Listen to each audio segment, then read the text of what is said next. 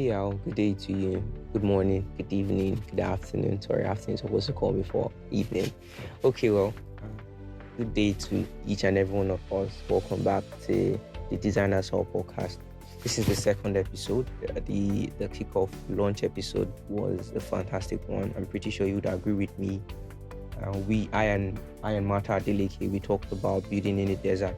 Actually, Martha did more of the talking as she got to share her insight on how she built in the desert. Today's conversation, today's topic will be on self-motivation for creatives generally. I mean, the idea is for this to be a two-part series. It could extend to a three-part series, depending on how much things we intend to talk about. But for this particular part of the first part of the series, I will be the one doing the talking, sharing my own insights, sharing my own opinions, sharing how I self-motivate. Then the subsequent episodes would involve people coming to share their own insights, their own experiences, their own journeys, and how they've been able to self-motivate from the start to this very point, or in the past few years, or in the past few experiences, or in their past few demotivated experiences that they might have had. So just to start with, I'll say we live in a world or a society where we see a lot actually. We see a lot of young minds, a lot of creatives that lack personal or they lack motivations for their work. This could be as a result of lack of passion for their work, could be as a result of laziness as well. But I just want to say this.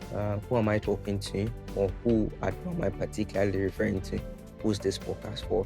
This podcast is meant for a demotivated Jeremiah, demotivated maybe younger version, or past kind of Jeremiah that's struggling to find motivation to push through challenges and difficult situations. This is me talking to a younger self. This is me talking to a past self, or this is me talking to a demotivated self. So how do I self motivate?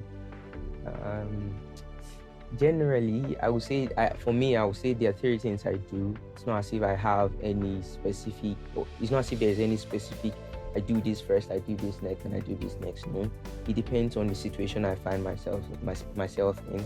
So how do I self-motivate? First off, I look at my past victories. This has actually worked for me consistently. I'm a person that celebrates my little wins. It's actually a key thing for me. I make sure I celebrate my little wins, or I make sure I document them in one way or the other. I might not share them to the general public, or have a way of documenting my victories. So at any point whereby I am not motivated, I actually go back to look at them, and I look through them and see, okay, I have done this part-time. I have done this regardless of the situations I have been in. So I need to find, the motivation just finds a way to build up as a result of me seeing my past victories. No matter how small they may be, one thing I know I have noticed is that the moment I look at my victories, I get to feel motivated and I get to do more. I don't stay in one particular place. I just get this motivation that, okay, I can do this. It's aspire kind of motivation. I can do this, and I begin to work on it. I begin to work on what I am doing or what I'm supposed to be doing. The second thing I want to talk about is I discipline myself through it. This is a really hard one to do. It's a very, very hard one to do. There's been this recent saying that has been going around that no one is coming to help you. And that's the honest truth. No one is coming to help you. I say that a lot to myself, really. I say that a lot to myself. I tell myself, Jeremiah, no one is coming to help you. If you do not get it done, if you do not begin to do your own part, no one would actually come to do it for you. So you need to find your own personal way to get this job done. It's key. It's something I say to myself every single time. I remind myself, especially as an African male, where you have to do a whole lot of personal, your journey is obviously a personal journey for you. As an African male, you just need to find a way to discipline yourself through this period. So I could not be motivated to do things, but I have to discipline myself, regardless of the motivation, regardless of my level of motivation. I still discipline myself through it. So, in order for me to live the life I want, I say to myself also that I have to pay the price of discipline now. Yes, I'm not motivated, right? I'm not. but I still pay the price. I still discipline myself. But one thing that I've also discovered is the moment I come to the realization that I have to discipline myself through a particular phase, I get motivated. I get motivated. I don't need to even begin to think about, okay, I'm not happy, I don't really have too much passion into it. There's just this motivation deep down that rises up, and it spurs up. It just spurs me to do my work at the time I need to do it. By this, actually, I keep working while looking at my end goal, knowing fully well that if I keep working, I most definitely would achieve what I need to achieve, or what I aim to achieve. It's or to achieve my desired goal. You could say that I know I'm a person of faith, right? As a person of faith, my extra source of comfort, or my extra source of I'm looking for a word to attach to it. My extra source of motivation maybe is the person I believe in, or who I believe in, and what I believe in. It could be anything for you. It could be anything for another person. But for Jeremiah, right, his extra source of motivation, while disciplining himself through a particular phase, or while looking at his past victories, is the person he believes in, or what he believes in, or maybe not the person, the spirit or the being. And finally, what do I do when I'm not motivated? It's the final thing I do. I help people. I have been running the design community for about 2 years. Okay, not up to 2 years yet. The second year will be on the 1st of May. So I have been running the design community for close to 2 years now, and I've also discovered that in everything I have done, if I'm in a low motivation moment and I help anybody through whatever they may be going through, I discovered that I get motivated myself. Because it involves me making use of a superpower that maybe I knew I had, or I didn't know I had. So it sort of in a way it makes my brain to have this aspire to hope within itself, and I get motivated. Over the past few years, the little conversation I have with a mentee, I've had a whole lot of people that I've mentored. I don't like to use the word mentor, or I've mentored through certain phases. Maybe it could be a conversation I have with them that lightens the person's mood, or basically helps the person go through a particular difficult phase, maybe with a client, or with a particular design task, or looking for jobs. So it could be a conversation I have with the person, me helping the person through that particular phase, or out of that particular phase. It motivates Jeremiah, right? So if a younger Jeremiah or a demotivated Jeremiah is listening to it, you need to try to do this more and more. Help people. It's important. You need to help people, because in one way or the other, it has its way of motivating you. This particular part of me mentoring people has a bad side to it, because it also makes me to be too relaxed.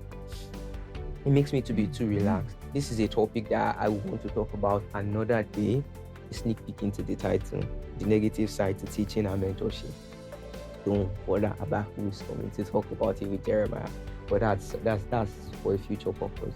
So back to our conversation. How do I help people? How does Jeremiah? How has he been helping people? First off, it could be about me answering questions. I mentioned this before. It could be about me helping them out of their low state, enlightening someone, giving words of affirmation, or motivating someone else.